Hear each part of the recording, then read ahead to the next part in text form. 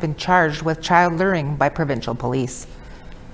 53-year-old Shane Beckett is alleged to have communicated over the internet with a child he believed to be under the age 16 for the purposes of committing a sexual assault, according to court records.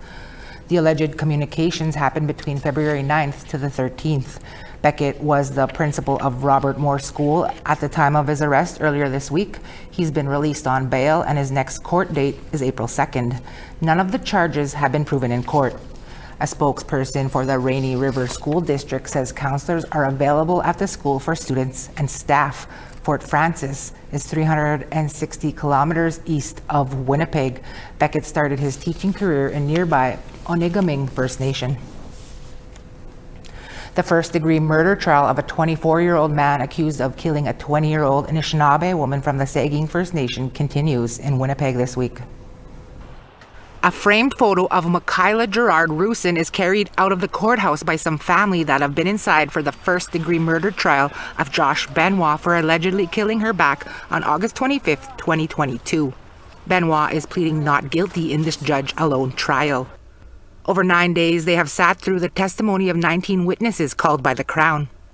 In court on Thursday, there were arguments over the admissibility of some photos presented by the Crown as evidence. They are photos from red light cameras that show Benoit's car near Michaela's residence in Winnipeg and of his car leaving the city heading towards Steinbach, a small town just 50 kilometers southeast of Winnipeg. They were taken the same day it's alleged Benoit killed her.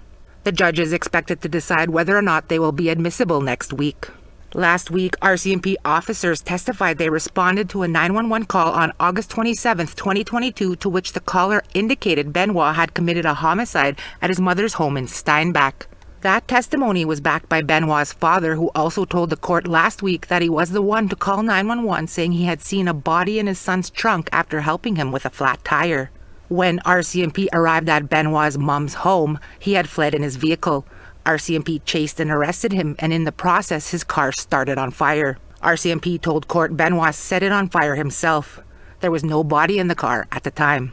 Michaela wasn't found until August 28 on a remote ATV trail about 50 kilometers south of Steinbach. Her remains were in a deep storage tote container. As well, video surveillance from the Canadian Tire in Steinbach from August 23rd, 2 days before Michaela was reported missing. RCMP testified last week that Benoit was seen buying items such as cement mix, a baseball bat, as well as a bin that appeared to be like the one Michaela was found in. The Crown says the materials prove beyond a reasonable doubt Benoit's actions were intentional. Defense is questioning whether or not the RCMP followed protocols when obtaining the materials. The trial continues next week when the defense is expected to present their case. A Native American-run encampment sits across from an Immigration and Customs Enforcement, or ICE, detention center. The center has a history of detaining Native Americans, as more than 1,600 Dakota were imprisoned at the site after the U.S.-Dakota War of 1862. And as Savannah Craig reports, a Dakota woman is using the camp to help heal after being imprisoned by ICE in the detention center in January. What? When we would go to the bathroom, we would be led around in our shackles on our feet and on our arms. Sophie Watso spent 48 hours inside the Whipple Detention Center. It's a concentration camp in there. That's how this Metawakan Dakota woman explains her detention by Immigration and Customs agents, better known as ICE. Now she's back with her loved ones. She was detained in Minneapolis on January 14th. That's when the violence began. Put me on top of the glass that they just broke, and they ripped my dog from my arms and put me in a vehicle by my neck, trying to get me to sit down. She was detained over a kilometer away from Fort Snelling. This is the same site where 1,600 Dakota people were imprisoned following the U.S.-Dakota War of 1862. On my way being transferred to Fort Snelling, I sang a prayer song, one of the only prayer songs that I know fully by heart. And the prayer is asking for help, expressing my will to live. And I knew that my ancestors were where I was going at Fort Snelling. And so I wanted to pray to them, and I wanted to greet them in a good way. And I really, really needed them to hear me. And I know that they did. Now Watso is finding community and healing in a space that's not so far away from the detention center. Well, we are in the process of getting this bison hide ready for stretching and tanning. Community members have been donating supplies to the camp. This is my first time handling bison in these last few days. And it feels really good. It feels like I'm reconnecting, to something that was already in me. Here on the encampment grounds, people are gathered by the fire, but not far behind them is Whipple Detention Center. Encampment participant Zachary White is from Leech Lake Reservation. He's hoping the encampment will spark dialogue with the state and the federal government. ICE was the last straw. They come in here. I watched them terrorize my neighbors. I watched all these people come together and stand up against them. Erica Crazy Hawk is from the Crow Creek Sioux tribe. She's part of establishing the camp. She says the trauma of the state taking her people is in her blood memory. When these things started coming, it kind of shook up a lot of, the people here, that, especially the Dakota exiled, being forced out of our lands, being taken, from our teepees and our bark lodges like that. We got soup most of the time. For Watso, the encampment is an important stand against ICE and the detainment of community members. We're in prayer. This is not a protest camp, it's a prayer camp. And the things that we pray for are for the safety of those people in there. Everybody who's detained, kidnapped, and not only in that building, but in this whole country. Savannah Craig, APTN National News, Minneapolis, Minnesota. And we check in with Kim Sullivan over at Nouvelles Nationales right after the break. Plus, here's a sneak peek at what's coming from British Columbia. Tansei, I'm Tina House. I have a story for you about a former judge and first Indigenous Lieutenant Governor here in BC. That's coming up soon on APTN National News.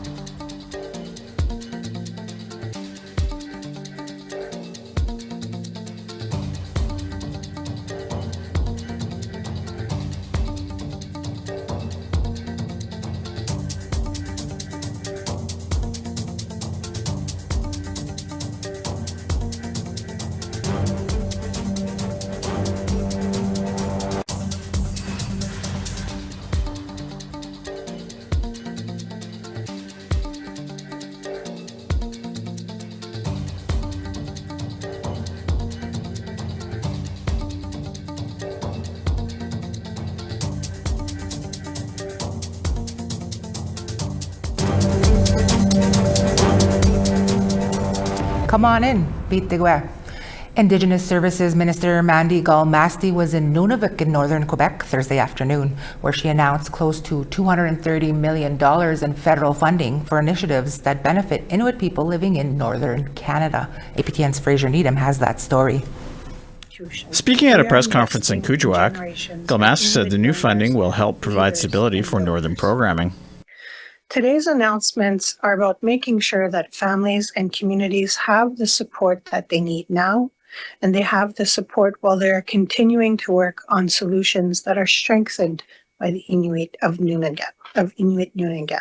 The government is providing $115 million to renew funding for the Inuit Child First Initiative until March 2027, $50 million for the new Inuit Nunavut University, $30 million for the Nutrition North Canada subsidy, and $27 million over 5 years to eliminate tuberculosis in Inuit Nunavut.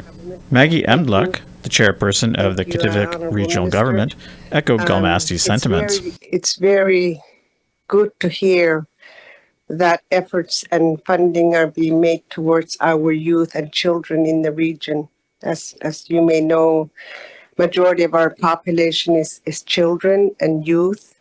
So there will be efforts made, more efforts made again to address, for the future of our population. However, Nunavut MP Lori Idlow questioned why this funding wasn't part of the Carney government's budget released last fall.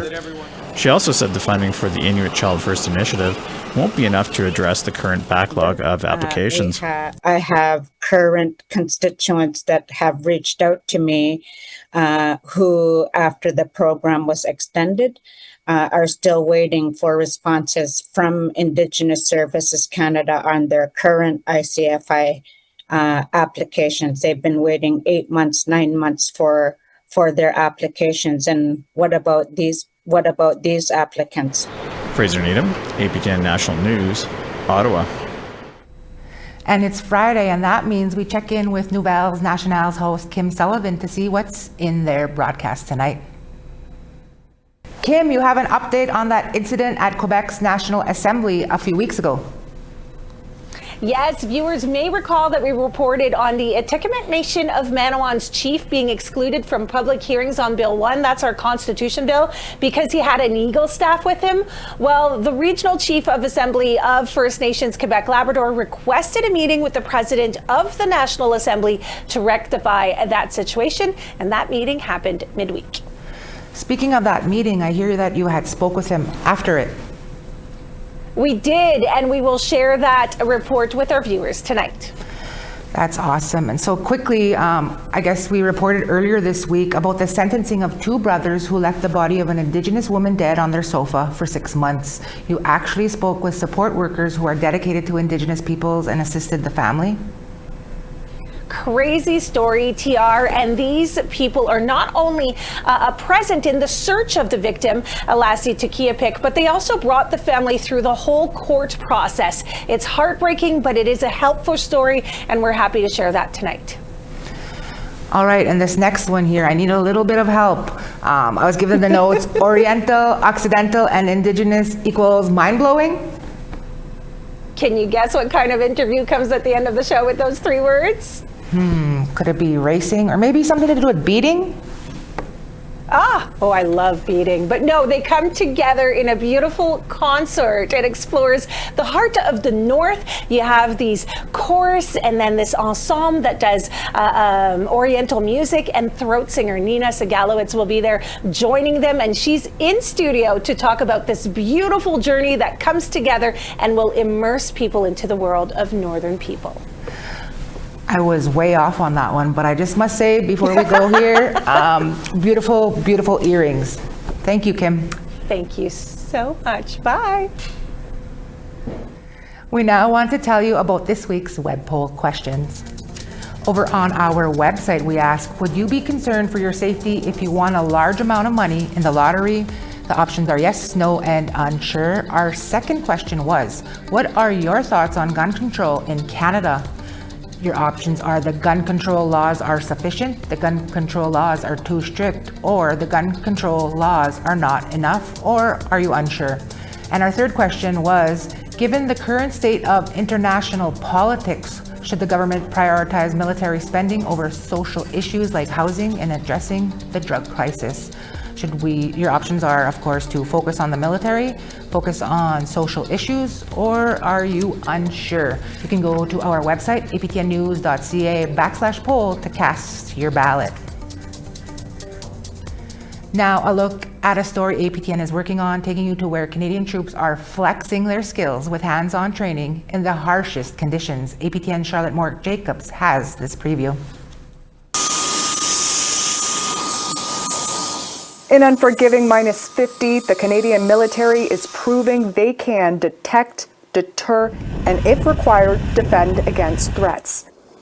From Edzo, Northwest Territories to Cambridge Bay, Nunavut, APTN takes you behind the scenes on how Operation Nanook demonstrates the nation's capability and capacity to protect Arctic sovereignty, and learn how new impressive military dollars will revamp the North over the next decade. In an all-domain operation covering the maritime environment, the air environment, the land environment, space, and cyber.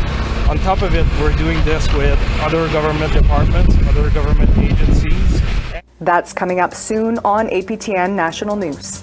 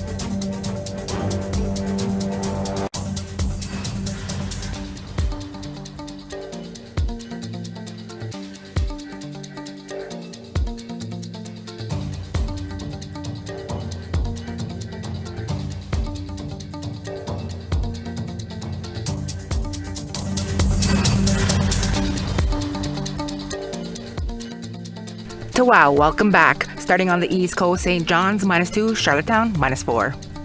Over to Kuujjuaq -19, Happy Valley Goose Bay -10. Chibougamau is at -12, Saguenay -9. Sault Ste. Marie +1, Sarnia 4. Over to Big Trout Lake -18, Kapuskasing -2. Churchill -20, Puckawagan -22. Barons River -15, Brandon -17. Over to North Battleford -27, Regina -22. Up to Stony Rapids -30, Buffalo Narrows -27.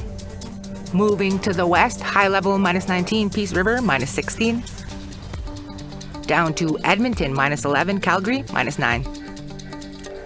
Over to Campbell River, 3 degrees, Vancouver, +7. Dease Lake, -19, Smithers, -10. All the way up to Old Crow, -30, Mayo, -25. Wati, -30, Fort Simpson, -27. Up there in Tuktoyaktuk, -29, Polituck, -36. Cambridge Bay, -30, Chesterfield, -29. Resolute, -33, and Iqaluit, -19. Our next guest is the executive producer of the series Taken on APTN. Season 5, which is now halfway through its current season, is about, well, it is a true crime documentary series that focuses on missing and murdered Indigenous women, girls, men, boys, and the LGBTQ2S+ community in Canada. This week's latest episode focuses on a missing woman in New Brunswick. Kristen Najikote recently spoke to Danae Robinson on what this week's episode is about and what viewers can expect for this season. Danae Robinson, thanks so much for speaking with us again. You're currently halfway through season 5 of Taken. Could you talk to us about the latest episode that is about the disappearance of Erin Brooks in New Brunswick? I understand her disappearance is now the subject of a homicide case. Yes, absolutely. So Erin Brooks has been missing from Fredericton, New Brunswick. She was last seen at a smoke shop in Sitansik-Swolastikwe First Nation, and her family is hoping for closure. They want answers on where Erin is, and they would love to bring her home and have that closure for her family and her community. And Danae, what kind of feedback have you had so far about the season from viewers and the families who you interviewed? What have they been saying? Taken has been very unique this season. Of course, Taken season 5, the current season that we're on, is a reboot. The last season aired a few years ago at the start of the national inquiry into missing and murdered Indigenous women and girls. And, hopefully we were hoping that there wouldn't have to be more seasons of Taken, and that, changes would be more viable, and that we would see a way in how these cases are handled, or violence towards Indigenous women, girls, and Two-Spirit folk. Unfortunately, but fortunately, we're back. And this season, we've had a lot of positive feedback from community, from family members. The way we conduct Taken is a lot like community work. I do have a background working in non-for-profit organizations. A lot of folks that we hired to help interact with families and reach out also have that experience as well. So we used a lot of trauma-based informed practices, and we incorporate ceremony. And I think that reflects in the show. And I think that the families and communities and the allies and law enforcement and the people that are doing the work really responded to that. And I think it comes out in the show. And we do have a lot of people just reaching out to the show, asking if we could tell their family story, or just sharing a bit about their experiences, and we respond to each and every single message that comes in, and people are grateful for that, and we just continue to hope doing this work in a good way. Very important work that you all are doing. Since season 1 up to season 5, you have told 60 stories. That may seem like a lot, but I know there are still so many missing person cases across North America. Do you believe Taken can continue its coverage for the future and tell these important stories? I believe we can. As I said, unfortunately, but fortunately, Taken is back. From what I've heard from previous seasons, this is the most outreach that we've gotten from community asking to share their loved ones' stories. And we will continue to do this work as long as it's needed and as long as it's wanted by community, of course. And Danae, after the Taken team has told this many stories, has any missing person cases been solved since then? And could you say that the show had a hand in helping with any of those cases? Taken is unique in the way that the purpose of the show is it's not true crime. It's about helping solve these cases. Lisa Meaches, our host, of course, repeats throughout the show, if you have any information out there, please go to our website. And from our website, there is a link to Crime Stoppers where you could submit tips if people want to be anonymous. You don't have to directly go to police. You could go to Crime Stoppers, and any sort of tip or information that folks have that are watching is looked at. And so I think Taken is helping get these stories out there, and in a way that makes it accessible for people to outreach if they do have any information. And finally, Danae, what can we expect for the remainder of the season 5 here? We of course have more stories to share, and more stories of loved ones and families and communities just hoping to bring closure and to share their loved one's story to the public. Danae Robinson is the executive producer of the series Taken, now in its 5th season on APTN. Danae, thank you for your time. Thank you. And that's your afternoon news for this Friday, February 20th. Some good news. Canada, the male team Canada just won 3-2, and they're heading to the gold medal game on Sunday. Way to go. I'm Tiara Wheatley. It's been a pleasure to be here with me. Join me again at 6 p.m. Eastern for our evening newscast. Until then, from all of us at APTN to all of you, Egase, Ki Dam, Kinanaska Mitanawa.